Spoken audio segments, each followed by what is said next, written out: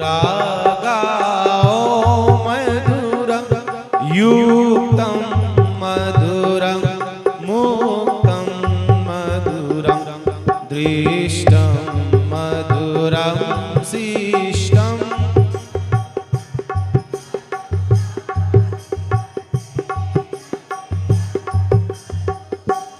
गोपी मधुरा गावो मधुरा यष्टिर मधुरा सृष्टिर मधुरा दलितं मधुरं पलितं मधुराधिपते रखिलं मधुरं अधरं मधुरं बदनं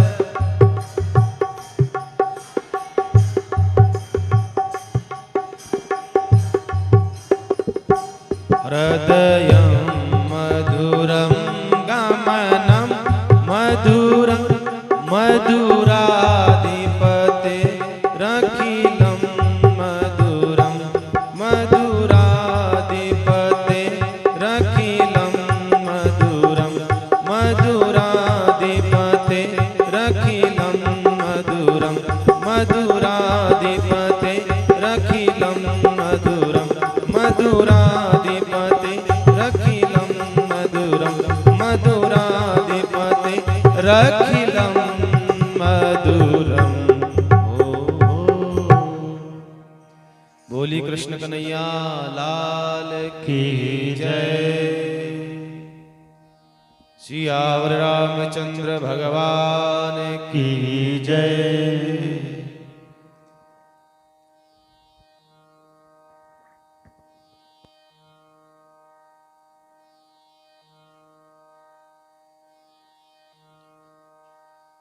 आइए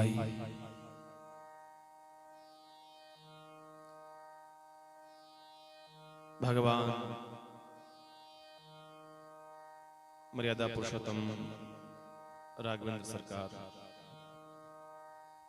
का बड़ा ही सुंदर चरित्र हम लोग सुन रहे थे। कल हमने भगवान की बाल्य लीलाओं का दर्शन कराया है। भगवान राम एक साधारण मनुष्य की तरह लीला कर रहे हैं।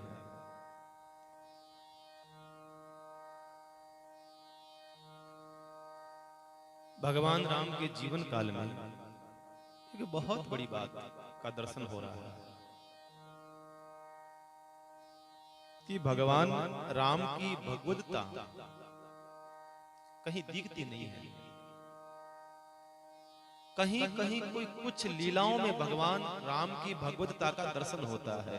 बाकी पूरी संपूर्ण अपने जीवन की जो यात्रा है, संपूर्ण एक साधारण मनुष्य की तरह भगवान जो है अपना जीवन जी रहे हैं। कुछ एक जगह कुछ ऐसी घटना होती है जहां पर भगवान की जरूर भगवदता दिख जाती है। जैसे जनकपुरी में भगवान शिव का धनुष भंग करना और भगवान राम ने एक राक्षसी का उद्धार करा है। सबसे पहले क्या नाम था?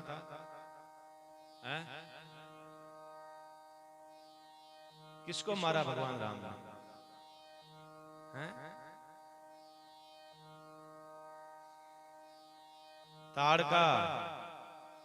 ताड़का को मारा कि नहीं मारा? सबसे पहले राक्षसी को ताड़का को मारा। उस समय जरूर भगवदता का दर्शन होता है। कुछ कुछ जगह भगवान राम की भगवदता दिख जाती है कि हाँ ये भगवान ही कर सकता है।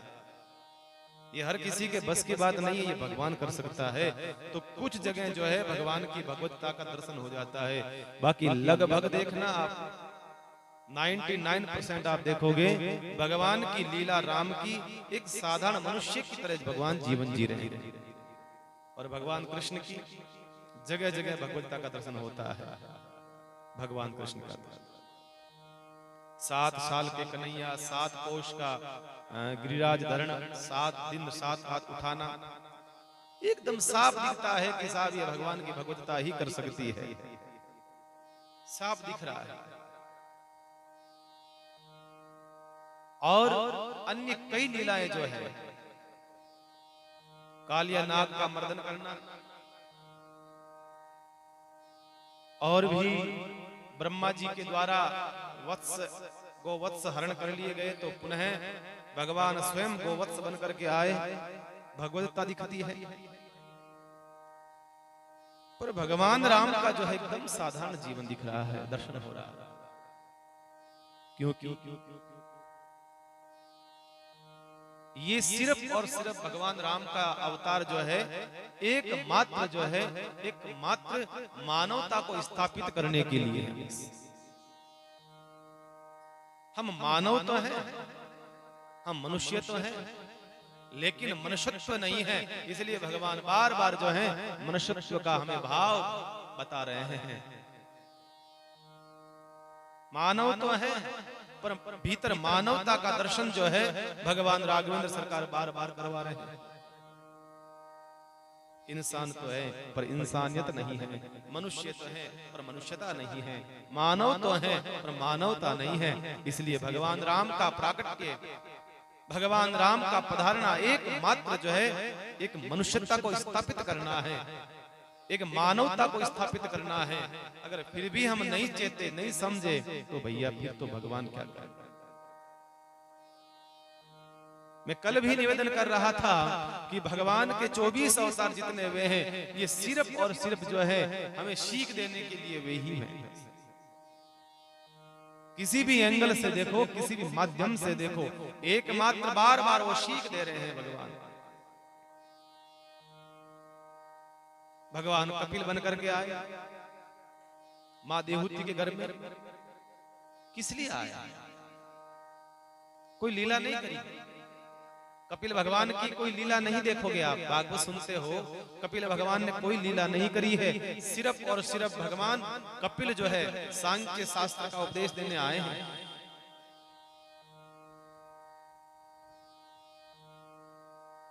भगवान वराह आए, सबसे पहला भगवान वराह का अवतार होता है। भगवान वराह बन करके आए और वराह सूकर के रूप में आए हैं। एक पृथ्वी को सुरक्षित करा है।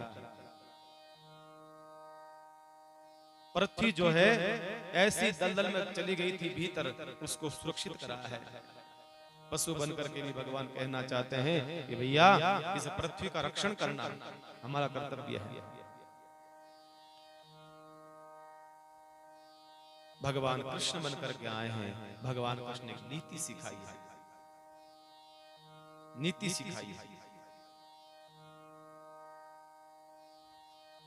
आप स्कूल की कोई किताब पढ़ लो, कोई शास्त्र पढ़ लो, कोई ग्रंथ पढ़ लो, कोई उपनिषद पढ़ लो, कोई पुस्तक पढ़ लो, कॉलेज पढ़ लो, मैं कहता हूं अगर जीवन सीखना है साहब, नीति सीखनी है तो गीता से बढ़कर के और कोई नीति नहीं सिखा सकती है। गीता ऐसा शास्त्र है तो बड़ी सुंदर नीति सिखाती है।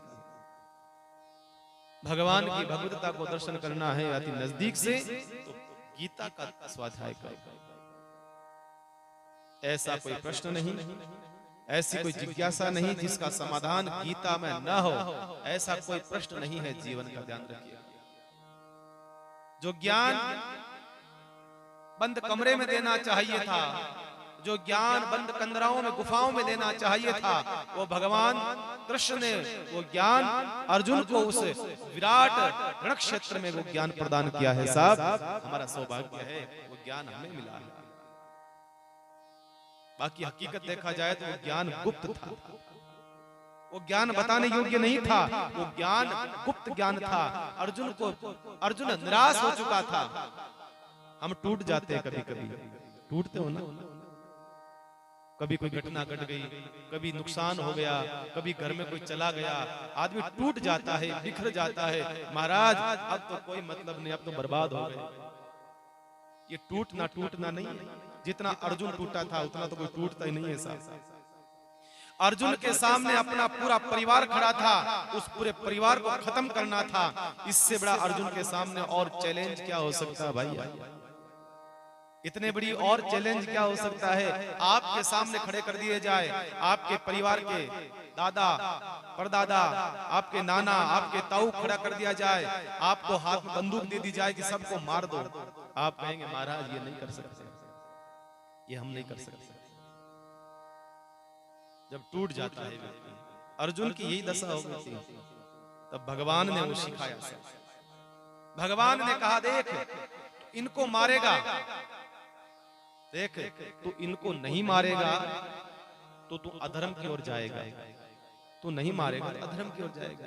मतलब ये सब लोग अधर्म करते रहेंगे, पापाचार करते रहेंगे, तो इनको मारेगा तो एक सुंदर एक साफ राज्य स्थापित कर पाएगा हस्तिनापुर का। भैया इतना तो अर्जुन इतना कोई टूटा नहीं है। और जब कोई व्यक्ति टूटता है उस समय वो गीता जब पढ़ता है तो उसको एक मजबूत ताकत मिलती है।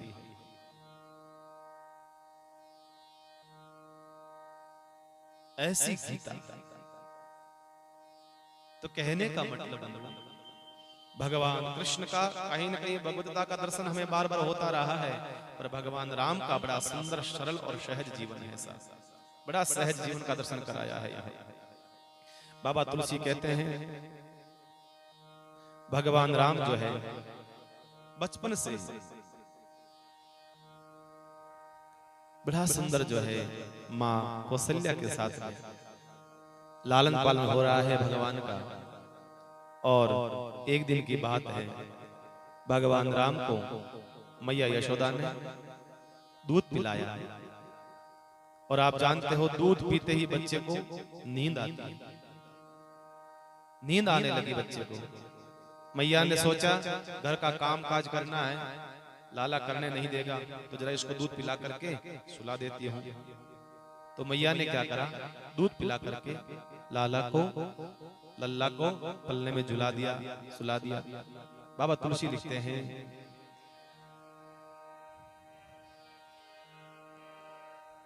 एक बार जननी अनहाय करी श्रृंगार पलना पुढ़ाए। एक बार जननी अनहाय करी श्रृंगार पलना पुढ़ाए। एक बार जननी अनहाय करी श्रृंगार पलना पुढ़ाए। करी श्रृंगार पलन पुढ़ाए। निज कुल इष्ट देव भगवाना पूजा हेतु कीन स्नान। निज कुल इष्ट देव भग पूजा हेतु कीन स्नान। श्री राम जय राम जय जय राम। श्री राम जय राम जय जय राम। श्री राम जय राम जय जय राम। श्री राम जय राम जय जय राम। श्री राम जय राम जय जय राम। श्री राम जय राम जय जय राम। श्री राम जय राम जय जय राम। श्री राम जय राम जय जय राम। श्री राम जय राम जय जय राम।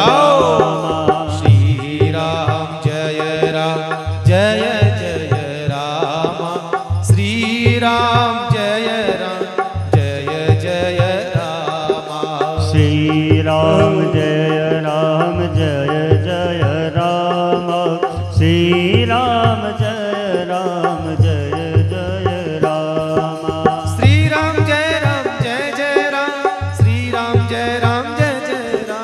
श्री राम जय जय राम। श्री राम जय राम जय जय राम। श्री राम जय राम जय जय राम। श्री राम जय राम जय जय राम।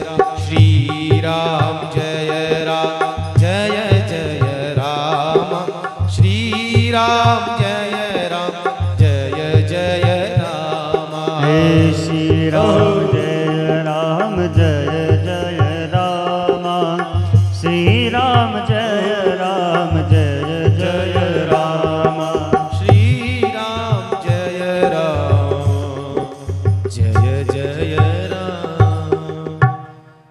एक बार जननी, एक बार की बात है, एक बार माँ कौशल्या ने भगवान को दूध पिलाया, स्नान करा करके श्रृंगार करके पलने में पोढ़ा दिया। और भगवान क्या, मैया क्या काम करने लगी, निज कुल इष्ट देव भगवाना पूजा हेतु कीन स्नाना। कहते हैं अपने कुल देवता भगवान राम के कुल देवता कौन है, सूर्य भगवान, क्योंकि भगवान राम सूर्यवंशी है, इसलिए उनके कुल देवता है भगवान सूर्य। मैया क्या करी, भगवान को सुलाया, स्वयं ने स्नान किया है और भगवान इष्ट देवता की पूजा करने लगी है। करी पूजा ने वेद चढ़ावा, आप गई जह पाक बना। कहाँ गई, नैवेद्य चढ़ाया, उसके बाद पाक बना, रसोई में गई है और क्या देखा, वहां पर जो बनाए थे अपने ठाकुर जी को भोग लगाने के लिए, भगवान सूर्य देवता के लिए भोग लगाने के लिए जो प्रसाद बनाया था, वो सारा प्रसाद जब लेकर के भगवान सूर्य देव चढ़ाने लगे। उसी समय भगवान सूर्य देव के वहां बैठी थी, अचानक मुझे याद आया, फिर किचन में गई। जैसे किचन में से वापस लौट करके आई तो सामने क्या देखा कि भगवान जो है सूर्य भगवान के प्रसाद में से भोग लगा रहे हैं, भगवान भोग लगा रहे हैं। तुरंत मां को आश्चर्य हुआ, अरे लाला को तो अभी मैं पलने में सुला करके आई। भागी भागी फिर गई, पलने में देखा तो लाला सो रहा है। फिर भागी भागी सूर्य भगवान के वहां देखे मंदिर में गई तो देखा भगवान प्रसाद पा रहे। रसोई में गई तो देखा भगवान वहां प्रसाद पा रहे। पसीना पसीना हो गया मां का। इहां उहां दोई बालक देखा, मति भ्रम मोर आप विशेषा। यहाँ वहां दो ही बालक देखा, एक बालक यहाँ देखा, एक बालक यहाँ देखा, मति भ्रम हो गई। देख राम जननी अकुलानी, घबराई। जैसे ही भगवान के दो दो रूपों का दर्शन करा, माँ कौशल्या जो है घबराती है और सोचती है कि ये तेरी क्या लीला है भगवान, ये तेरी कौन सी लीला है। यहाँ वहां दो ही बालक देखा, मति भ्रम, मेरी मति भ्रमित हो गई है या हकीकत में ही कोई घटना घट रही है मेरी आंखों के सामने। आश्चर्यचकित होकर के विचार कर रही है, पसीना आ गया। भगवान राम ने देखा कहीं ऐसा न हो जाए कि माँ के प्राण पंखे उड़ जाए डर के मारे मारा, क्योंकि माताओं के अंदर थोड़ा हौसला कम होता है, मारा डर करके अटैक बहुत जल्दी आता है, क्योंकि कमजोर होती है बहुत ज्यादा, मारा है बहुत ज्यादा कमजोर होता है।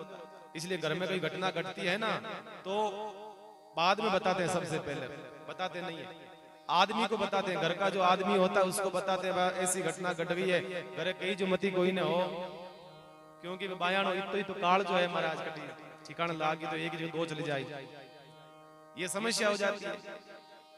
आज इस स्थिति ऐसी हो गई है मैया कौशल्या की कि बात क्या है, ये हकीकत है या मति भ्रम हो रहा है मेरा, बात क्या है। भगवान राम को लगा कि लगता है बटेक आने वाला है, मैया घबरा जाएगी। देख करके भगवान ने अपनी माया को समेट लिया। भगवान ने पहले तो अपना स्वरूप का दर्शन कराया मैया को, और फिर जो है भगवान ने अपनी माया को समेट लिया।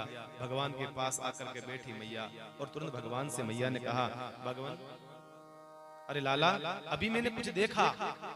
अब देखा क्या, ये भगवान ये पता नहीं क्यों, क्योंकि भगवान ने अपनी माया को समेट लिया। कौशल्या बोली, लाला अभी मैंने कुछ देखा। अब देखा क्या वो पता नहीं। कभी कभी आपको रात को सपना आता, अब सपना तो इतना गजब का आया, इतना बढ़िया आया, पर आपको कोई पूछे क्या सपना आया, सपना क्या है ये पता नहीं, पर बहुत बढ़िया आया। अब सपना क्या आया ये पता नहीं, पर सपना बहुत अच्छा आया। ये स्थिति हो गई आज मैया की। भगवान ने अपनी माया को समेटा। माया भगवान से लाला पूछा, कौशल्या मैया ने कि लाला अभी कुछ मैंने देखा। कहा मैया बताओ क्या देखा? कहा ये पता नहीं क्या देखा, पर देखा जरूर है, बड़ा अद्भुत चीज देखी है, गजब की चीज देखी है, पर देखा क्या ये पता नहीं। भगवान ने सोचा कि अभी मैं मैया को बता दूंगा कि मैं ही ब्रह्म हूँ, मैं ही ब्रह्म हूँ, मैं ही परमात्मा हूँ, तो मैया जो है कल से मेरी पूजा करना बंद कर देगी, मेरे को छोटे से आड़े में बिठा देगी, रोज थोड़ा सा माखन मिश्री का भोग लगा दिया करेगी, आड़े में बंद हो जाऊंगा। इसलिए जाई भैया, बड़ा बनने में नुकसान है, बड़ा बनने में फायदा है क्या भाई? बोलिए, बड़ा बनने में फायदा है? बड़ा नहीं बनना है, बड़े वैसे ही बहुत है, आलू बड़े, मिर्ची बड़े, दही बड़े, बड़े बनने में कोई फायदा नहीं है, बड़े को तेल में तला जाता है। इसलिए नानो बनका नान जा, छोटा बनने में ही फायदा है भाई, बड़ा बनने में फायदा नहीं। भगवान राम सोच रहे हैं आज मैं मैया के सामने बड़ा बन जाऊंगा तो कल ने मैया जो है लाला लाला करके जो गोद में खिला रही है, ये लाड कोड, ये प्यार, ये सब दुलार सब खत्म हो जाएंगे। इससे अच्छा छोटे बनने में ही फायदा है, छोटे बनने में ही कोई वस्तु दी जाती है, बड़ा बनकर के नहीं। बड़े कहते थे ना कि भाई कोई भी चीज लेनी है ना तो बेटा बन करके ले लो, बाप बन करके कोई नहीं देता, बेटा बन। जब छोटे बच्चे होते हैं ना, उनको अपनी माँ से गरज नहीं होती है तो माँ माँ कोई मतलब नहीं रखते हैं, माँ कुछ कहती है तो सुनते नहीं है, कुछ भी नहीं सुनते। और जब गरज होती है तो मम्मा प्लीज, मम्मा कहाँ हो मम्मा, माँ समझ जाती है कि जरूर अब ये कोई गरज है इसको, जरूर कोई स्वार्थ है, लाड गोड करेगा, प्रेम से पास बैठेगा, काम करेगा, फिर मम्मा से बात कहेगा। तो ये नियम है भैया, छोटे बनो, झुक जाओ, झुकने में भी फायदा है, बड़ा बनने में फायदा नहीं है, झुकने में फायदा है। आपने देखा होगा जब नदी होती है, पानी का प्रवाह चलता है, और जब भयंकर बरसात आती है ना तो उस नदी के आसपास में जो फूट होते हैं, वृक्ष होते हैं खड़े, वो वृक्षों को तोड़ देती है, वृक्षों को गिरा देती है, क्योंकि इतना खतरनाक पानी का बहाव तेज आता है, बड़े बड़े वृक्ष भी टूट जाते हैं उस नदी के किनारे पर रहने वाले। लेकिन छोटी छोटी मुलायम घास का सब कुछ नहीं बिगाड़ पाती है। हम देखते हैं मुलायम घास,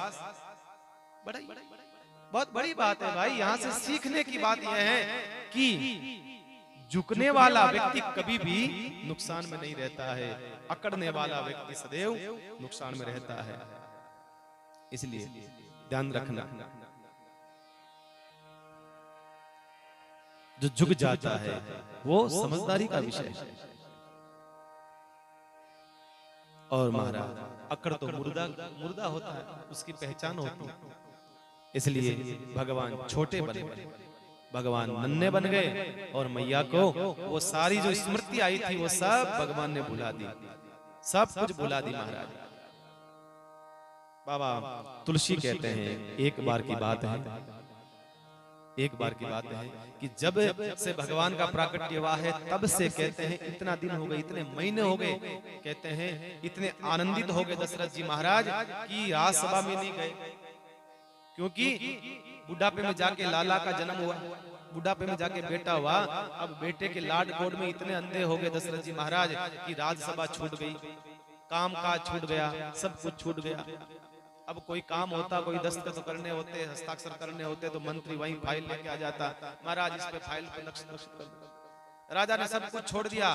भगवान के लीलाओं में, भगवान के लालन पालन में दशरथ जी महाराज इतने मोहित हो जाते हैं कि भगवान आए। इसलिए कई दिनों के बाद, कई महीनों के बाद में आज सभा में गए हैं दशरथ जी महाराज, कई समय के बाद सभा में जाकर के सभा का जो कार्य है, जो भी कार्य है वो सारा कार्य जो है संभाला करा, देखा करा, सारी व्यवस्थाओं को संभाला दशरथ जी महाराज ने। और व्यवस्था को संभालने के बाद में वापस लौट करके सीधे कौशल्या के भवन, क्योंकि ज्यादातर दशरथ जी महाराज का निवास कौशल्या का भवन ही था, क्योंकि राम वहीं रहते, वहीं जन्म हुआ है, वहीं पर राजा जी रास्ते। और जैसे ही गए आवाज लगाई, अरे कौशल्या। कहा हाँ महाराज।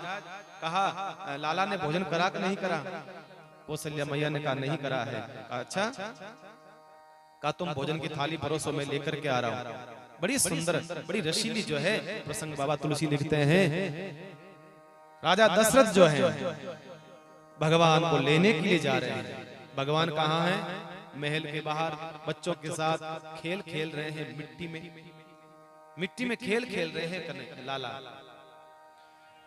और बाबा तुलसी लिखते हैं यहाँ पर, भोजन करत बोली जब राजा,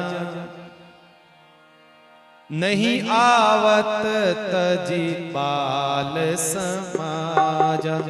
भोजन करत बोली जब राजा, नहीं आवत तज बाल समाजा। भोजन करत बोले जब राजा, नहीं आवत तज बाल समाजा। कौशल्या जब बोलन जाई, ठुमुकी ठुमुकी प्रभु चलहि पराई। कौशल्या जब बोलन जाई, ठुमुकी ठुमुकी प्रभु चलहि पराई। श्री राम जय जय जय राम, श्री राम जय जय जय राम, श्री राम जय जय राम, श्री राम जय जय राम, श्री राम जय जय जय राम, श्री राम जय जय जय राम, श्री राम जय जय जय राम,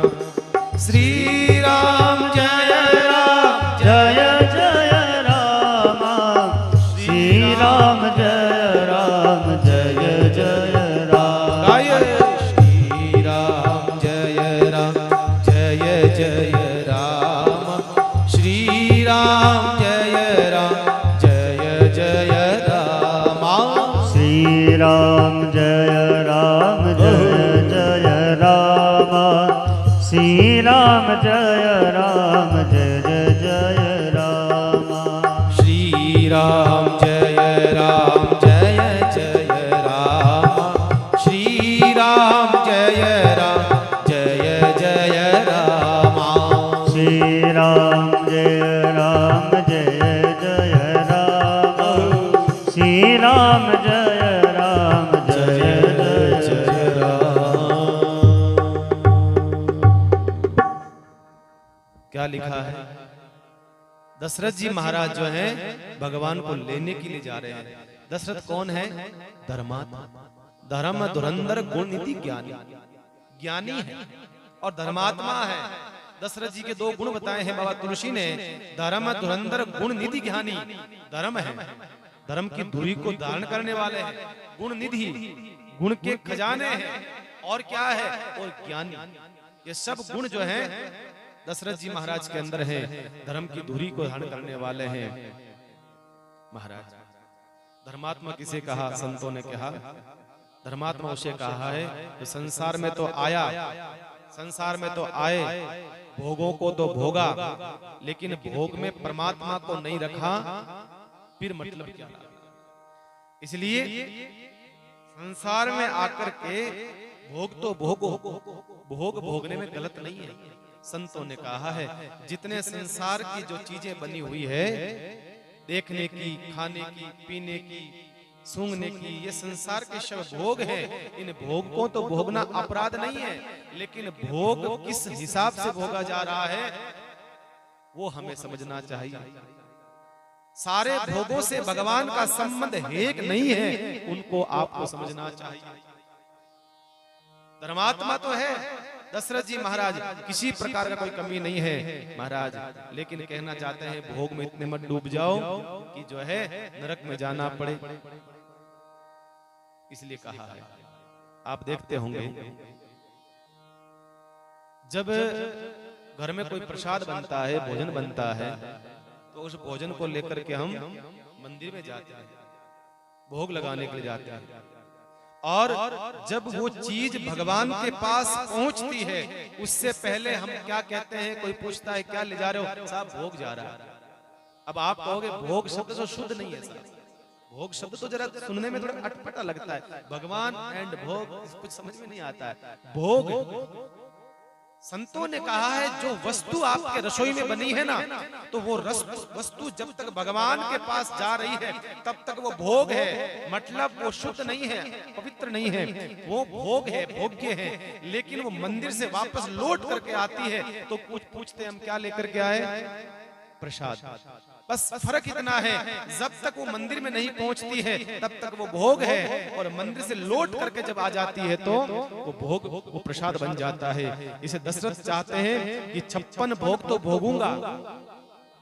अब सामने थाली आएगी, आप जानते हो थाली आएगी तो 56 भोग दशरथ जी महाराज के वो तो भोगूंगा, लेकिन गोद में कौन होना चाहिए, ठाकुर जी होने चाहिए। भोग भोगना गलत नहीं है, गोद का मतलब क्या है, गोद का मतलब दृष्टि। आपकी जो दृष्टि है वो कैसी है, उससे महाराज संतों ने कहा है दृष्टि में परमात्मा रहेगा तो विकृति नहीं आएगी जीवन के अंदर, दृष्टि में ठाकुर जी रहेगा। तो दूसरा ये कहना चाहते हैं कि रागों को खिलाकर इसलिए खाना चाहते हैं कि भोग भोगने का अधिकार मनुष्य का नहीं है। बाबा तुलसी कहते हैं भोग भोगने का अधिकार जो है मनुष्य का नहीं है, परमात्मा का है। मनुष्य का अधिकार तो सिर्फ जो है भगवान का प्रसाद पाने का अधिकारी है। और हम क्या करने लगे, हम भोग भोगने लगे। जो चीज ठाकुर जी तक नहीं पहुंचती है वो सब भोग्य है, सब भोग्य है महाराज। एक बात ध्यान रखना, एक लौकिक उदाहरण देता हूं मैं आपको। किसी का विवाह होता है, किसी का भी विवाह होता है, आप जानते हो जैसे ही बहू आएगी आपके घर पर, सबसे पहले आते से आप जो है ठाकुर जी को, महाराज जो मंदिर है हमारा मुख्य मंदिर होता है, नगर का मंदिर होता है, कोई स्थान होता है, गुरुद्वारा होता है, सीधा आपके तो सब नया जोड़ा आया है, जरा भगवान को धोख लगाओ। स्वाभाविक भगवान को समर्पित हो जाए, भगवान को समर्पित हो जाए, पवित्रता आ जाती है हृदय के भीतर। कोई भी वस्तु हो, चाहे इंसान हो, चाहे वस्तु हो, चाहे प्रसाद हो, कुछ भी चीज हो, संत कहते हैं कि ये जो है पहले अर्पण करो भगवान को। मानस में आप आगे सुनोगे एक चौपाई आएगी, बड़ी सुंदर प्यारी चौपाई आएगी। प्रभु प्रसाद पट भूषण धर, प्रभु प्रसाद पट भूषण धर। घर में कोई भी चीज लाओ, माताओं बहनों भाई, घर में कोई भी वस्तु लाओ, चाहे छोटी से छोटी वस्तु लाओ, चाहे बड़ी से बड़ी वस्तु लाओ, क्या कहा, प्रभु प्रसाद पट भूषण धर। कुछ भी आओ महाराज, कपड़े लाओ, गहने लाओ, अन्य वस्तु लाओ, प्रभु प्रसाद पट भूषण धरहि। सबसे पहले भगवान के सामने उसका भोग लगाओ, भगवान के सामने हाजिर कर दो। भोग का मतलब सिर्फ प्रसाद खाने वाला नहीं होता है, भगवान सिर्फ नजर भोग लगाते हैं, भगवान के सामने ले जाओ, भगवान देख लेते हैं, बस। भोग लगने के बाद प्रसाद बन जाती है। प्रसाद का मतलब होता है पवित्रता, प्रसाद का मतलब होता है प्रसन्नता। प्रसाद तुम पाओगे तो उससे महाराज पवित्रता और प्रसन्नता होती है भीतर महाराज। एक बात, इतने सालों से आप भोग लगा रहे हो, कितने साल हो गए, सब लगाते हैं भोग। आप जब थाली लेकर के भगवान के जाते हो, पूड़ी ले जाते हो, फुलका ले जाते हो, आज तक कभी कम हुआ? बोलिए ना, एक भी कम पड़ा आपकी थाली में से? भैया एक भी कम नहीं पड़ा आपकी थाली में से। मैंने भगवान से एक दिन पूछा, मैंने फोन करके, मैंने कहा भगवान क्या बात है, कम नहीं करते हो आप, एक भी खाते नहीं हो क्या? भगवान ने कहा देख भाई, जिस दिन मैं खाने लग जाऊंगा उस दिन कोई भोग लगाएगा नहीं, ध्यान रखना। जिस दिन मैं पाने लग जाऊंगा उस दिन सब भोग बंद कर देंगे। मैं नहीं खा रहा हूं इसलिए मेरे सामने भोग आ रहा है, इसलिए मेरे सामने भोग आ रहा है। तो भाई भगवान हमारे हाथ का कभी खाया नहीं, और कर्मा का खिचड़ा दाना भी छोड़ा नहीं। कर्मा के खिचड़े को भगवान ने छोड़ा? बिल्कुल नहीं छोड़ा। और हमारा प्रसाद कभी लिया नहीं। कारण क्या है? भोग वो भी लगाती थी, भोग गोपियों ने भी लगाया था, भोग और सब भक्तों ने भी लगाया था, लेकिन उनके प्रसाद को भगवान ने पाया बड़े लाड से, प्रेम से, भाव से, हमारा नहीं पाया। कारण बस एक ही है, जो उनके भीतर प्रेम था, वो प्रेम हमारे भीतर नहीं है। जो हृदय की बाहर की पवित्रता तो उनके पास नहीं थी, मानते हैं साहब, वो स्नान भी नहीं करते थे। आप तो दिन में 2 बार स्नान करते हो, पता नहीं क्या क्या स्नान करते हैं आप। अब पूरे शुद्ध पवित्र होते हैं, बाहरी शरीर से पूर्ण रूप से शुद्ध होकर के भगवान को भोग लगाते हो, फिर भी नहीं पाते हैं। भगवान एक ही बात कहता है, बस बाहर की पवित्रता से ज्यादा महत्वपूर्ण है आपके भीतर की पवित्रता। आप भीतर से प्यारे कितने शुद्ध हैं। इसलिए कहा ये प्रेम सिर्फ और सिर्फ जो है 56 भोग दुर्योधन के वहां थे, पर भगवान वहां नहीं पाया। भगवान सीधे कहां गए? विदुर जी के घर। भगवान सीधे विदुर जी के घर। इसलिए भगवान भूखे किसके हैं? किसके भूखे हैं? प्रेम। हे मारो भालो भूको छे प्रेम नो रे, हे मारो भालो भूको छे प्रेम नो रे। हो जट देखे आचार विचार, हो जट देखे आचार। आचार कौन सा? केरी वाला नहीं। आचार मतलब आपका प्रेम, आपका भीतर का समर्पण। हो मारो भालो भूको छे प्रेम नो रे, मारो भालो भूको छे प्रेम नो रे।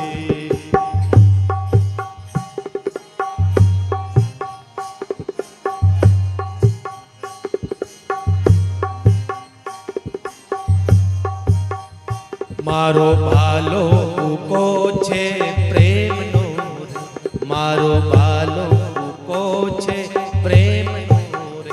जटे देखे रे आचार विचार, जटे देखे रे आचार रे, बटे ही बालो जीम लेवे। मारो बालो भूको छे प्रेम नो रे, मारो बालो भूको छे प्रेम नो रे।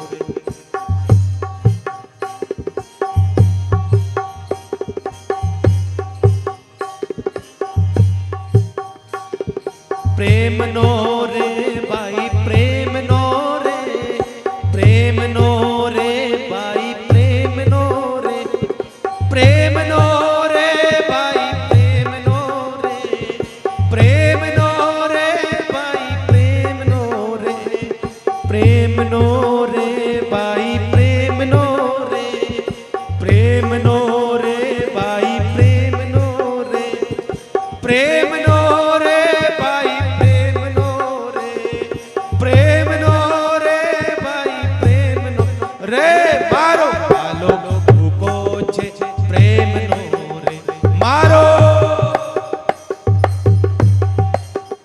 जटे देखे रे आचार विचार, जटे देखे रे आचार विचार, बटे ही बालो जीम लेवे।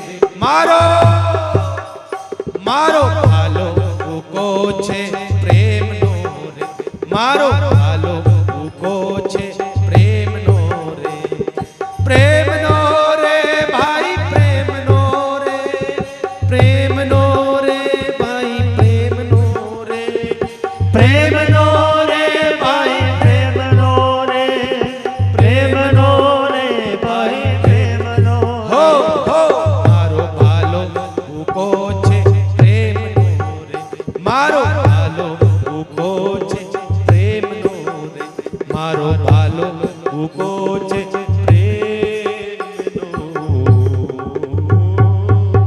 रे। भगवान को सिर्फ और सिर्फ प्रेम के अलावा भगवान को और कुछ भी अच्छा नहीं लगता है। भगवान कहते हैं सकल पदार्थ जो है प्रेम से भैया पीछे है, प्रेम से पीछे।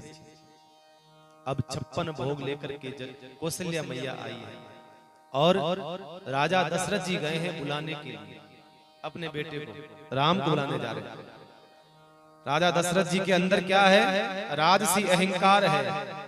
राजसी अहंकार, क्यों? राजा है ना, राजसी अहंकार है। सोच रहे हैं लोग क्या सोचेंगे, बच्चे के पीछे भाग रहे हैं। लोग क्या सोचेंगे। और महल के दरवाजे ऊपर आकर के सोचा जोर से मैं आवाज दूं तो शर्म आ गई, सोचेंगे कि राजा जोर से चिल्ला रहा। उसी समय राजा धीरे से बोले, बिल्कुल धीरे से, राघव ए राघव, कोई आवाज न सुन ले, क्योंकि राजसी अहंकार भरा पड़ा है। राघव, राघव ने आवाज तो सुनी, क्योंकि भगवान है भैया। चीटी के पग नुपुर बाजे सो भी साहेब सुनता है। मेरा परमात्मा उसको भी सुनता है, तो दशरथ जी की आवाज को नहीं सुनेगा। आवाज तो सुनी पर सुनगा अनसुना कर दिया। भगवान कहना चाहते हैं राजन छोड़ो ये राजसी अहंकार, अगर भगवान को लेना है तो आओ, नीचे आओ दरबार से, सीढ़ियां उतरो, मेरे पीछे भागो, तब मुझे प्राप्त कर पाओगे। वहां खड़े खड़े धीरे धीरे तुम बुला रहे हो, मैं आने वाला नहीं। भगवान ने सुना तो था, तो किसी ने कहा भगवान ने अपने पिता की आज्ञा का उल्लंघन किया, ये तो राम की मर्यादा नहीं है। कहा नहीं, यहाँ मर्यादा की बात नहीं आती है, यहाँ बात आती है आपके भाव की। आप किस भाव से भगवान को बुला रहे हो, आप किस भाव से बुला रहे हो। आज राजा दशरथ है पिता, पर राजसी अहंकार लेकर के आया है, मुकुट पहना हुआ है, लवाजमा सारा राजा का धारण किया हुआ है। भगवान कहना चाहते हैं ऐसे में आने वाला नहीं हूं।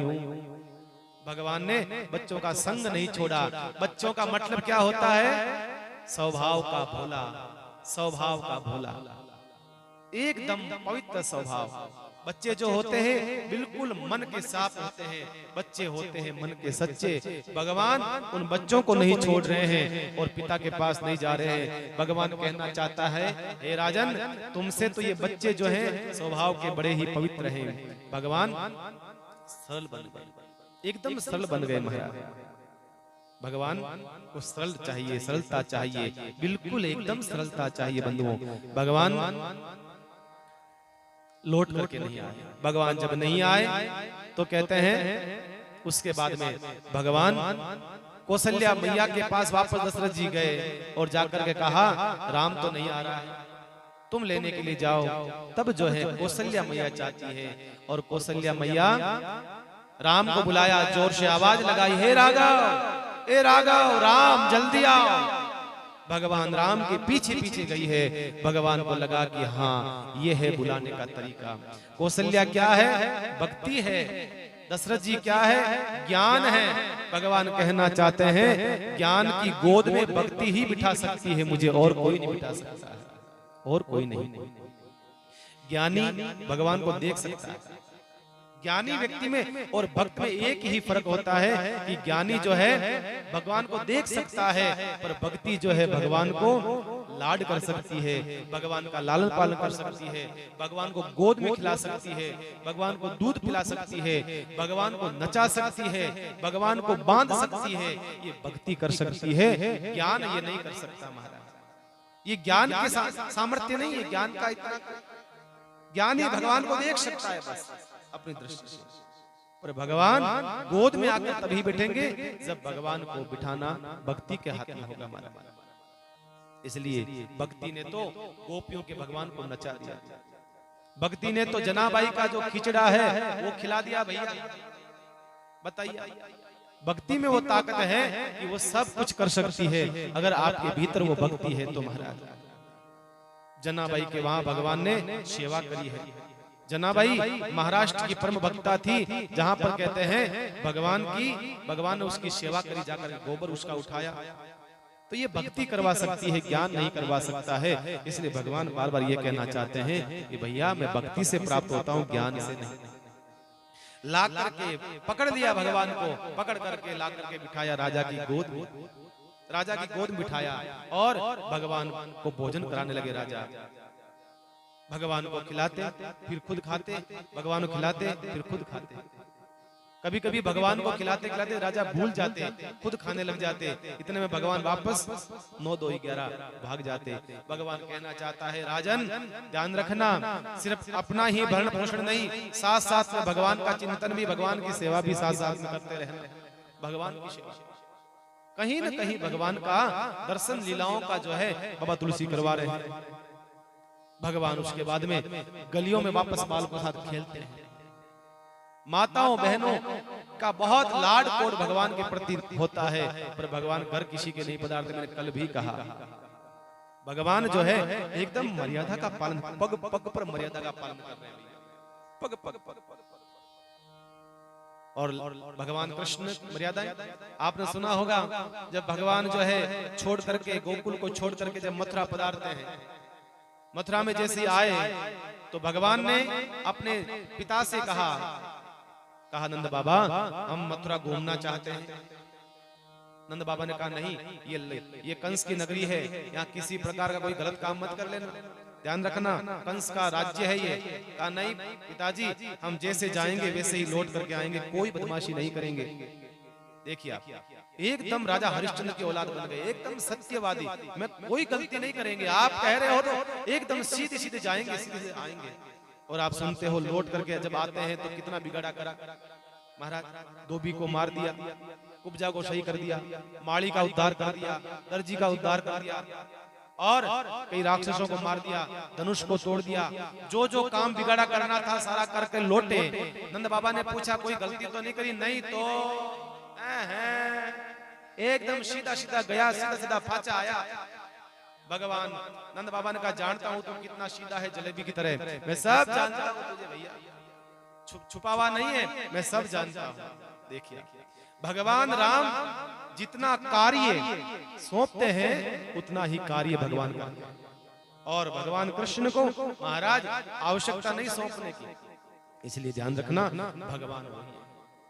इसलिए भगवान की जो है, राम की जो कथा है महाराज, हमें व्यक्ति को जो है पूर्ण रूप से शांत करने वाली है।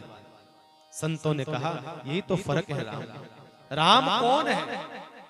राम जो हम देख रहे हैं साधारण रूप से वो राम नहीं है। राम वो है जो अपनी इच्छाओं को, जो अपनी इच्छाओं से मुक्त हो चुका हो, अपनी इच्छाओं को समेट चुका हो, जो अपनी इच्छाओं को, वो राम है। ध्यान रखना। और आदमी आज दुखी क्यों है? आज आदमी दुखी इसलिए है कि अपनी इच्छाओं को नहीं समेट पा रहा है। एक इच्छा खत्म तो दूसरी इच्छा की आवश्यकता, एक इच्छा खत्म तो दूसरी इच्छा की लालसा, जिज्ञासा। संतों ने यही कहा। इसलिए नगर के सारे लोग राम की प्रशंसा करते रहते हैं, सारे लोग प्रशंसा करते हैं, उनके नगर के लोग जो है प्रशंसा करते। मैंने कल भी कहा परिवार के लोग, उनके नगर के लोग, आसपास के लोग प्रशंसा करते हैं, ये तो बड़ी बात नहीं है।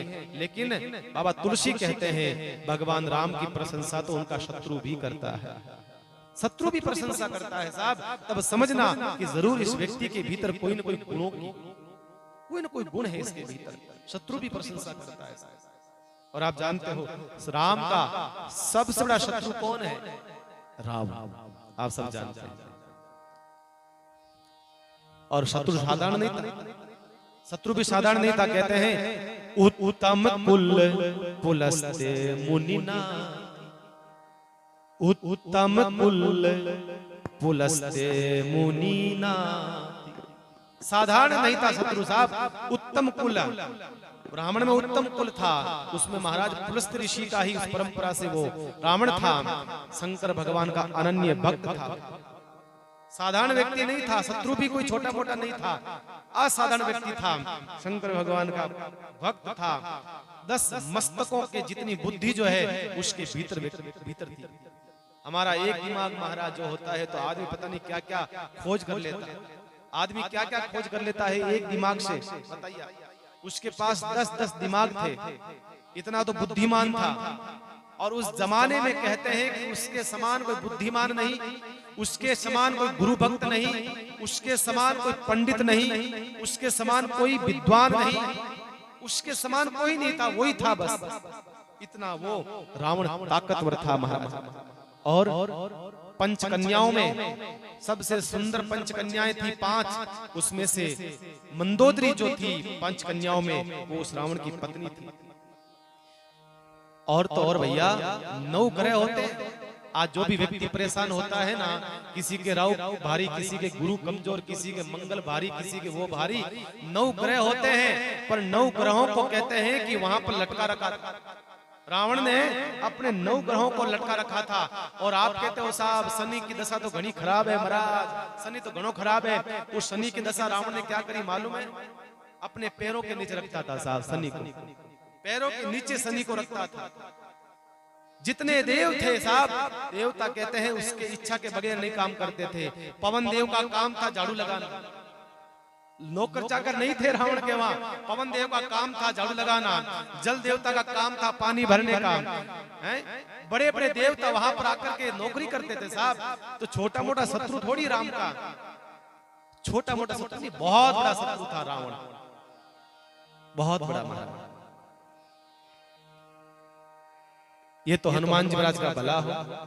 जब हनुमान जी महाराज लंका में गए, और लंका में जब गए थे तो लंका में आग लगा दी हनुमान जी ने, पूरी लंका जलने लगी धू धू करके।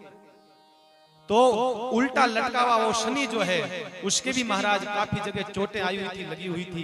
कहते हैं 9 ग्रह में से 8 ग्रह तो जो है मुक्त हो चुके थे। हनुमान जी ने मुक्त करवा दिया 8 ग्रहों को, पर वो उल्टा लटका हुआ शनिदेव जो था वो मुक्त नहीं हुआ। हनुमान जी महाराज ने उसको खोला, उसके जगह जगह लगी हुई थी, घाव आ गए थे, उसके ऊपर तेल लगाया। तब से कहते हैं शनिदेव भगवान को तेल चढ़ता है महाराज, तब से शनिदेव भगवान को तेल चढ़ाने लगे सब लोग। तो इतना रावण था भाई, कहते हैं। तो सब फिर किसी ने कहा महाराज आप कहते हो रावण इतना था, तो रावण हारा क्यों फिर? राम तो इतना कुछ नहीं था, राम के पास 9 ग्रह बंद में नहीं कर रखे थे, कुछ नहीं कर रखा था। कहा बस एक ही कारण था, क्योंकि राम इच्छाओं से मुक्त हो चुका था और रावण इच्छाओं के बंधन में बंधा हुआ था। रावण इच्छाओं के पास में बंधा हुआ था। रावण की इच्छाएं बढ़ती गई, बढ़ती गई, बढ़ती गई। एक बात बता, 5 कन्याएं हैं सुंदर, सबसे धरती पर थी साहब। एक का नाम था मंदोदरी, सबसे सुंदर कन्याओं में। उस जमाने में मंदोदरी सुंदर थी। एक थी तारा, किसकी पत्नी थी? पता तो है पर डरते डरते बताते हैं आप सब। बाली, तारा जो है बाली की पत्नी थी। कहते हैं तारा, मंदोदरी। संत कहते हैं कि महाराज ये सब पंचकन्याओं में नाम आता था, कुंती, द्रौपदी और कहते हैं अहिल्या। ये 5 पंचकन्या। उन पंचकन्याओं में मंदोदरी उसको प्राप्त थी, पर वो पर्याप्त नहीं थी। एक वल्कल वस्त्र धारण किया हुआ जंगल में घूम रहे भगवान राम की पत्नी सीता को लेकर के आया सर, पर्याप्त नहीं था। चाहता तो संतुष्टि मिल सकती थी कि इतनी सुंदर मेरी स्त्री है मेरे घर में, मैं क्यों हरण करूं किसी स्त्री का, मैं क्यों हरण करूं? लेकिन साहब आदमी को अतृप्ति ही मार देती है, ध्यान रखना। और दूसरा कारण क्या था? राम महान क्यों था? क्योंकि रावण जो है मनुष्यों पर राज करता है, मनुष्यों पर। और राम जो है, राम ने कभी मनुष्यों पर राज नहीं किया, राम ने मनुष्यता पर राज किया है। रावण जो है सदैव राज करता किसके ऊपर? मानव के ऊपर, और भगवान ने राज करा मानवता के ऊपर। यही फर्क है राम में और रावण में महाराज, यही फर्क है। इसलिए भैया राम बनना बड़ा मुश्किल है। कृष्ण तो फिर भी बन सकता है व्यक्ति महाराज, पर राम की वो मर्यादा, राम का वो आचरण, राम का वो शील बहुत मुश्किल है महाराज, बहुत मुश्किल। एक सहज भाव देखिए आप। एक दृष्टांत मैंने कथा सुनाई थी आप, जब भगवान राम वनवास काल की यात्रा के में थे, उस समय कहते हैं जब रामेश्वरम भगवान पधारते हैं तो वहां पर उनकी सेना का सबसे सीनियर जिसको हम कह सकते हैं वो थे जामवंत जी महाराज। क्योंकि जामवंत जी महाराज बहुत पुराने हैं, रावण के दादा के मित्र हैं। अब बताइए आप। और जामवंत जी आप देखेंगे त्रेता युग में, द्वापर युग में भी भगवान कृष्ण के साथ में अपनी बेटी का शादी करवाते हैं। अब जामवंत जी की इतनी लंबी उम्र सतयुग से है। कहते हैं जब भगवान का वामन अवतार हुआ था तब जामवंत जी थे, त्रेता युग में जामवंत जी थे, द्वापर युग में जामवंत जी थे। आप कहेंगे महाराज सतयुग में कौन सा प्रमाण है? प्रमाण यह है, भागवत में आता है कि जब भगवान का वामन रूप बनता है तो 7 परिक्रमाएं कहते हैं 1 मिनट में जामवंत जी लगा ली। अब बताइए जब भगवान विराट बनते हैं, वामन से विराट बनते हैं, तब 7 परिक्रमा 1 मिनट में लगा दी। अब विचार करो कि कितनी ताकत होगी जामवंत जी के भीतर। उन जामवंत जी को भगवान राम ने कहा, जामवंत जी मेरी इच्छा है या रामेश्वरम भगवान की स्थापना करो। कहा बहुत अच्छी बात है, करिए, पर मेरी इच्छा है कि धरती का ऐसा कोई पंडित लाया जाए जिस पंडित के द्वारा मैं ये कार्य कर सकूं। जामवंत जी ने कहा, महाराज एक बात बताऊं। कहा क्या? बात यह है कि इस धरती पर अगर कोई सबसे विद्वान पंडित है तो वो रावण है। आप कहो तो ले आए। बिल्कुल कोई बात नहीं, मुझे तो पूजा से मतलब है, ब्राह्मण होना चाहिए, विद्वान पंडित होना चाहिए, विद्वान होना चाहिए पंडित। भैया ध्यान रखना, आपके मंत्रों को पढ़ने वाला कहीं बाहर से भीतर से अशुद्ध तो नहीं है, बहुत जरूरी है।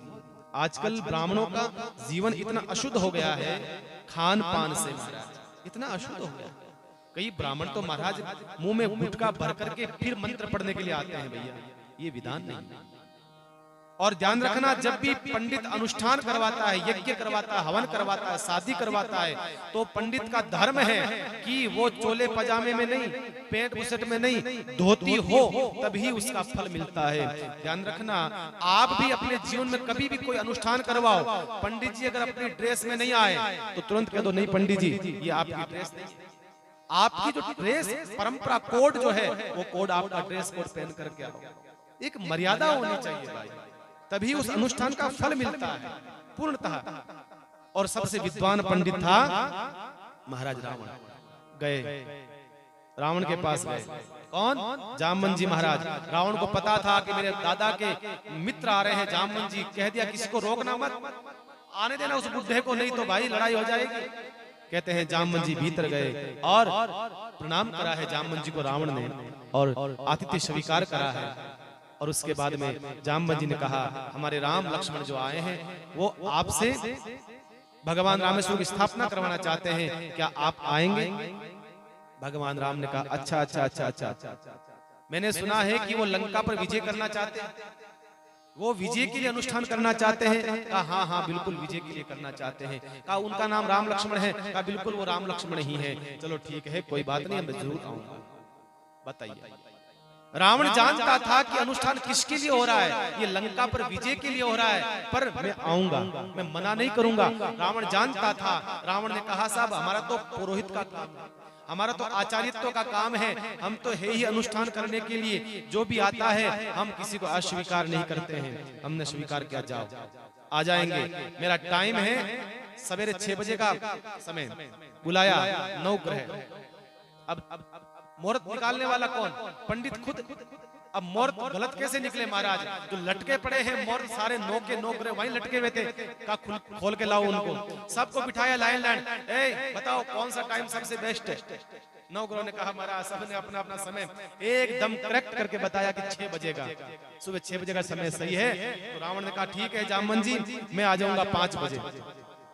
मतलब कुछ भी कहो, सब रावण में कुछ गुण ऐसे थे साहब। रावण ने कहा मैं आ जाऊंगा 5 बजे, 6 बजे अनुष्ठान शुरू हो जाएगा, 6 बजे अनुष्ठान शुरू हो जाएगा। और कहते हैं रावण ने कहा ठीक है महाराज, और जामवंत जी महाराज जो है चले गए। इधर जो है बुलाया अपने बेटे मेघनाद को, बुला करके कहा जा करके कह दो सीता को कि रावण आ रहा है आपसे मिलने के लिए। मेघनाद गया कि महाराज रावण आपसे मिलना चाहते हैं, रावण आ रहे हैं। रावण आया सीता को, ए सीते आपके पति राम जो अनुष्ठान करने जा रहे हैं, और मेरा नियम है कोई भी अनुष्ठान हो तो दोनों पति पत्नी साथ में करते हैं, मेरा नियम है। इसलिए अमुक दिन मैं अनुष्ठान करने जाऊंगा और मेघनाद को भेजूंगा आपको लेने के लिए, आप तैयार रहना, स्नान करके एकदम तैयार रहना, आपको लेने के लिए भेजूंगा, आ जाना। और वहां रुकना नहीं है, वापस तुरंत उसी गाड़ी में बैठ के वापस आ जाना। रावण ने देखो, रावण ने कहा सिद्धांत अपना चलेगा, सीता को जाके कह दिया। और कहते हैं फिक्स समय पर रावण पहुंच गया, सुबह पहुंच गया रावण, और वहां पर भगवान राम जो है अपने हाथों से बहुत सुंदर निर्मित, बहुत ही मिट्टी से एकदम पवित्र वो शुद्ध मिट्टी उससे लेकर के कहते हैं बहुत सुंदर भगवान ने पार्थिव शिवलिंग का अपने हाथों से निर्माण करा है भगवान। और भगवान के हाथ भी अजान बाहु है, भगवान के हाथ भी बड़े बड़े हाथ है, भगवान के हाथ बड़े बड़े महाराज। ये पुरुषोत्तम की बहुत सुंदर, देखिए आप दर्शन करिए महाराज। ये ओजस्वी हाथ भगवान का। संत कहते हैं देखो भाई, ये लक्षण है, ये पुरुष भगवान पुरुषोत्तम है, मतलब पुरुषों में उत्तम, उसे कहा है पुरुषोत्तम। ये पुरुषोत्तम की एक बहुत बड़ी एक सीख है, यहां से सुनिएगा कि लक्षण बताए हैं कैसा होता है पुरुषोत्तम। कंधों का आकार बड़ा, भगवान के कंधे बड़े। पुरुष का अगर दूसरे आप दूसरे स्वरूप देखोगे किसी पुरुष का, आपको लगेगा कि हाँ इसको भगवान ने कुछ हटके बनाया है। किसी पुरुष का देखिए आप, भगवान के हाथ इतने लंबे थे, घुटने के अड़ते थे साहब। भगवान के हाथ आजान बाहु, इसलिए भगवान को कहा है आजान बाहु। भगवान के हाथ इतने लंबे थे, घुटनों के उड़ते थे। ये पुरुष की पहचान है। कंधा बड़ा होना, गर्दन लंबी होनी, उसकी आकार बड़ा होना, ये उसकी पहचान है एक व्यक्ति की। महाराज आपने महाराणा कुंभा का नाम सुना? कुंभा कहते हैं कुंभलगढ़ जब जाओ तो वहां पर शिवलिंग है। वो शिवलिंग का रोज अभिषेक करते थे, और शिवलिंग कम से कम 3.25 फीट का शिवलिंग है, और बैठ करके वो खड़े नहीं होते थे, बैठे बैठे महाराणा कुंभा उस शिवलिंग का अभिषेक करते थे। अभिषेक बैठे बैठे, अब विचार करिए 3 फुट का तो शिवलिंग था, और बैठे बैठे जब करते हैं तो कितना श्रम होता होगा, लेकिन उनको श्रम नहीं होता था क्योंकि आजान बाहु थे। एक वीर, एक योद्धा की पहचान होती है कहीं कहीं से। ये बात भगवान ने बड़ा सुंदर जो है शिवलिंग तैयार करा है, और रावण ने फिक्स टाइम पर रावण पहुंच गया। रावण को प्रणाम करा है भगवान ने, प्रणाम करके भगवान ने अपना परिचय दिया है, और रावण अपना कार्य करने लगा। रावण ने पहले ही बोल दिया था जामवंत जी को। जामवंत जी ने बोला महाराज सामग्री क्या क्या चाहिएगी, तो रावण ने पहले ही बोल दिया आप क्या सामग्री लाओगे, आपका जजमान तो जो है जंगलों में घूम रहा है, उसके पास में है क्या सामग्री लाने के लिए। एक काम करना, सामग्री में खुद लेकर के आ जाऊंगा। ये पंडित का काम होता है। अब अपन कहाँ कहाँ भटकते फिरे भाई, पंडित के वो लाओ वो लाओ वो लाओ, इसलिए काम है पंडित को सौंप दो भाई, तो खुद ही लेकर के आ जाना आप। इसलिए सारी सामग्री रावण खुद अपने लंका से लेकर के आया था, सारी सामग्री। और भगवान राम लखन दोनों बेटे हैं। उसी समय जामवंत जी से कहा, जामवंत जी, रावण बोला भाई मेरा नियम है कि पुरुष की अकेले की पूजा नहीं करवाता हूँ, साथ में स्त्री होना चाहिए वाम भाग में। कहा जामवंत जी को हंसी आ गई। कहा रावण महादेव स्त्री तो आपके पास में है, हम कहां से लाएं। अपने बेटे बुलाए, मेघनाद जाओ सीता को लेकर के आओ। मेघनाद गया है, सीता को लेकर के आया है, और अनुष्ठान पूरा करवाया है। अनुष्ठान के बाद में कहते हैं दोनों ने प्रणाम करा है। माँ भारतेश्वरी, माँ जगत जननी सीता ने भगवान राम ने प्रणाम करा है, और जैसे प्रणाम करा है आशीर्वाद दिया है महाराज आपका संकल्प पूरा हो। रावण अपनी बर्बादी का आशीर्वाद खुद दे रहा है। रावण खुद कह रहा है आपका संकल्प पूरा हो। और आप जानते हो भगवान का संकल्प क्या है, लंका को जीतना, और रावण खुद कह रहा है आपका संकल्प पूरा हो। फिर राम ने पूछा महाराज आपको क्या भेंट करूं। भाई स्वाभाविक है ना, कुछ भी अनुष्ठान करवाया हो तो एक नियम है कि कुछ भेंट करना चाहिए। रावण को हंसी आ गई। रावण ने कहा आपके पास में है क्या, आपके पास में क्या है मुझे देने के लिए। हे राम पूरी त्रिलोकी का राज्य मेरे पास में है, कुबेर का पुष्पक विमान मेरे पास में है, और मेरे पास में क्या चीज नहीं है। 9 ग्रह मेरे बंधन में बंधे हुए हैं, आप मुझे क्या दोगे। मुझे कुछ नहीं चाहिए। राम ने कहा मैं कुछ न कुछ देना चाहता हूँ, आप मांगिए, का जब समय आएगा तब मांगूंगा। तब राम ने कहा देखो रावण हो सकता है मैं उस समय देने लायक नहीं रहूं, आप तो अभी मांग लीजिए जो चाहिए आपको। तब रावण कहता है हे राम और कोई वस्तु नहीं चाहिए, बस मैं एक चीज चाहता हूँ, जब ये तुम्हारे आचार्य, क्योंकि मैं तुम्हारा आचार्य बन गया, तुम मेरे जजमान हो, मैं तुम्हारा आचार्य हूँ। जब रावण का मरने का समय आए, अंतिम समय में तुम दोनों भाई मेरे सामने खड़े हो जाना, बस और कुछ नहीं चाहिए मुझे, बस तुम्हारे से भेंट ये चाहिए। रावण कहता है दक्षिणा देनी है तो हे राम मरते समय तेरा दीदार हो जाए, तेरा दर्शन हो जाए। साहब कहीं न कहीं रावण कभी कभी बहुत बड़ी बातें बोल देता है। रावण ने कहा और कुछ नहीं चाहिए, बस राम में और रावण में अंतर समझ लेना बंधु, और कोई अंतर नहीं। मैं यही कहना चाहता हूँ, राम वो है जितना है जिसमें है पर्याप्त है, रावण वो है महाराज होकर के भी अपर्याप्त है। इसे ध्यान रखना, आप अपने भीतर जा करके देखो, आप ये कहानी जो सुन रहे हो ना, ये राम रावण की कहानी नहीं है। आप अपने भीतर जाग करके देखो कि हमारे भीतर राम बेटा है या रावण बेटा है। अपने भीतर जाग करके देखिएगा हमारे भीतर कौन बेटा है। एक बार दशहरे पर जब पुतला जलाते हैं रावण का, दशहरे पर जलाते हो ना, आपके जलता है यहाँ पे? कहाँ जलता है? जलता है हाँ। दशहरे पर एक बार कहीं मैदान में रावण का पुतला जलाया जा रहा था। उस समय कहते हैं जैसे ही रावण को आग लगाई जा रही थी, उसी समय उस पुतले में से आवाज आई, ठहरो, रुको, ठहरो। लोगों ने कहा भाई पुतला बोल रहा है, आज पहली बार पुतले में से आवाज आई। लोग तो डर गए, पसीना पसीना आ गया, रावण जिंदा हो गया, रावण आ गया लगता है। तुरंत उसमें से आवाज आई, रावण के पुतले में से आवाज आई कि मुझे आग वही लगाएगा। मुझे आग किस लिए लगाए जा रहे हो? क्योंकि मैंने पर स्त्री का हरण करा, मैंने दूसरों की स्त्री को गंदी नजर से देखा, ये मैंने पाप करा है, मैंने एक पाप अपने जीवन में करा है, इसलिए मुझे जलाया जा रहा है। लेकिन मुझे आज आग वही लगाएगा जिसने जीवन में किसी ने कोई पाप नहीं करा हो, वो मुझे आग लगाएगा। आओ आगे। महाराज सब पीछे खिसक गए। रावण ने कहा आओ, कोई है कोई ऐसा जीवन में जिसने कोई पाप नहीं करा? अरे तुम पापी मुझे जला रहे हो, पर अपने भीतर तो जांच करके देखो, क्या तुम पापी नहीं हो? रावण के पुतले में से आवाज आई है, भैया तुम पापी नहीं हो। ध्यान रखना, अपने भीतर जांच करके देखो कि हमारे भीतर राम है या रावण है। हम महाराज, हमसे कितने अपराध हुए हैं, कितने पापाचार हुए हमसे। हम रावण की कहानी सुनकर के हंसते हैं, मुस्कुराते हैं। रावण ने तो एक पाप करा होगा, हमसे रोज पाप होता है, रोज गलत चिंतन होता है, दूसरों के लिए चिंतन होता है, पता नहीं कितना कितना पाप होता है। और राम, और राम का लक्षण बताओ, और राम का लक्षण क्या है?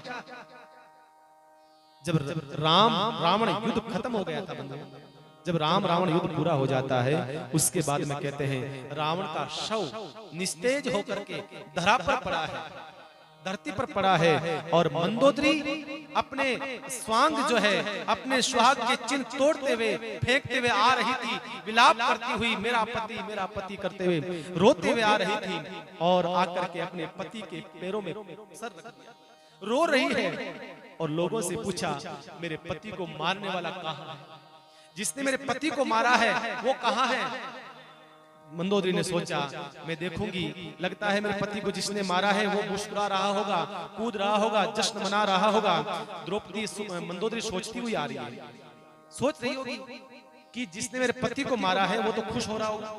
और मंदोदरी ने पूछा कि मेरे पति को जिसने मारा है वो कहाँ है? तब बंदरों ने कहा, उनके जो पुलिस वाले सिपाही थे, सब सिपाहियों ने कहा वो देखो समुद्र के तट पर जो बैठा है ना, वो राम तुम्हारे पति को मारने वाला, वो वहां बैठा है। मंदोदरी को देखा, कहते हैं समुद्र के तट पर संध्या डल रही थी, एक चट्टान पर भगवान राम आंखों में आंसू लिए बैठे हैं। भगवान राम की आंखों से आंसू की जड़ी लग रही है।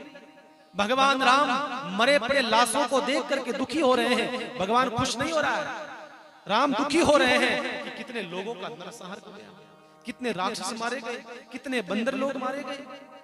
भगवान दुखी होकर के बैठे हैं और शाम का समय है, समुद्र की लहरें भी आज शांत हो चुकी है। साहब मंदोदरी आई, जैसे मंदोदरी आई, मंदोदरी की छाया भगवान को दिखाई दी। पीछे से कोई व्यक्ति आता है ना तो हमें उसकी छाया दिखाई देती है।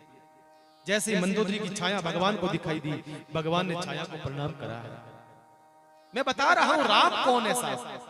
मंदोदरी की छाया को राम ने प्रणाम करा है और प्रणाम करके उठा है और मंदोदरी को सामने देखा है, मंदोदरी को प्रणाम करा और मंदोदरी से कहा हे मंदोदरी क्षमा करना।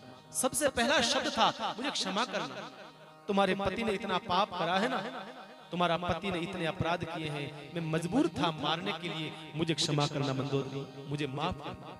मंदोदरी ने कहा राम मैं तुम्हें कहने नहीं आई हूँ, मैं तुम्हें कोसने के लिए नहीं आई हूँ कि मेरे पति को तुमने क्यों मारा। मैं शिकायत लेकर के नहीं आई हूँ कि मेरे पति को तुमने क्यों मारा। तो फिर क्यों आई हूँ? मैं तो ये देखने आई हूँ। क्या देखने आई हूँ?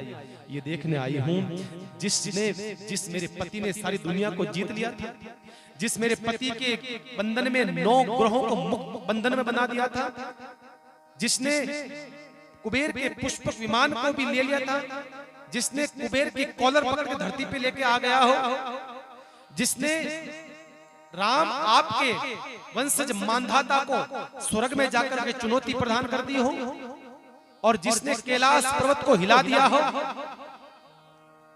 इतना पराक्रमी मेरे पति को जिसने मारा है, वो कौन है, वो कैसा है, बस ये पता लगाने के लिए आई है।